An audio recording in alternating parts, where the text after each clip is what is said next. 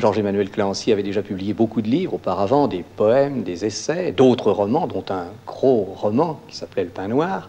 Et on avait l'impression qu'il avait déjà à peu près tout mis de l'essentiel de sa pensée, de son cœur dans son œuvre. Et puis, ce livre alors fait penser qu'au contraire, il réservait jusqu'à présent ce qui était le plus près de lui, ce qu'il voulait réserver pour plus tard. Et c'est ce gros livre.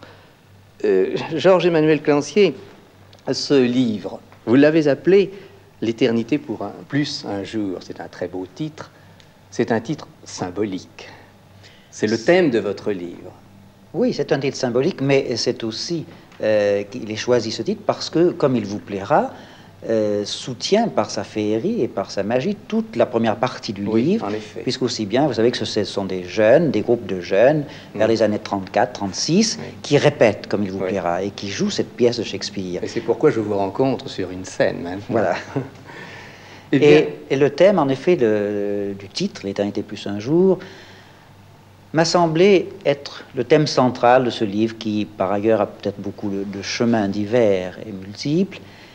Il m'a semblé que chaque homme porte en lui ce besoin d'éternité plus un jour pour accomplir tout ce qu'il voudrait accomplir, que ce soit un amour, comme c'est le cas pour Orlando et Rosalinde, et pour les héros du centre du livre, et une amitié, une action, une œuvre, et même une vie. Une vie, dans le fond, est toujours trop courte pour toutes les promesses qu'elle semblerait contenir au départ, et qui ne trouveront jamais, si vous voulez, leur accomplissement total. C'est une aspiration pathétique, en somme. Oui, et par exemple, j'ai trouvé d'autres images qui viennent peut-être illustrer ce que vous dites et reprendre ce thème de l'éternité plus un jour. Oui, il y a beaucoup de thèmes dans votre livre. Oui, il y a tous les thèmes de la vie. La vie est faite de thèmes. Oui. J'ai voulu composer ce livre un peu comme ferait un musicien avec des thèmes musicaux, plus qu'avec des thèses en tout cas. Je suis très loin des thèses et proche en effet du thème au sens musical du terme.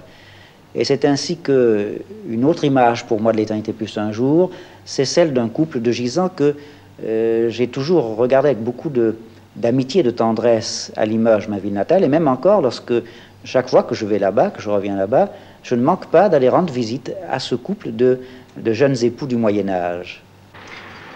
Mes gisants, en ai-je parlé à Esther? Non. À elle, il n'y a personne.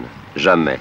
Et pourtant, au déclin du jour, lorsque le jardin derrière l'abbatiale de Saint-Georges-des-Lions est désert, tant et tant de fois je suis venu, comme à un rendez-vous donné par-delà les siècles, me recueillir devant un jeune couple.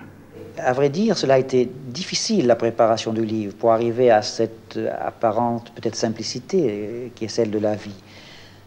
Pendant des années, de 1960 à 1964, j'ai accumulé des notes, qui étaient des notes de préparation, des notes de travail, des portraits de personnages, des réflexions, des souvenirs, des lieux également.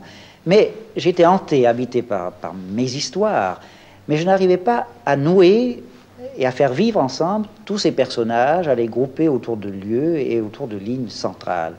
Jusqu'au jour où j'ai eu envie d'évoquer par des mots et des images une vieille maison romantique, un observatoire romantique qui est dans ma ville natale, et une maison qui m'a toujours fasciné.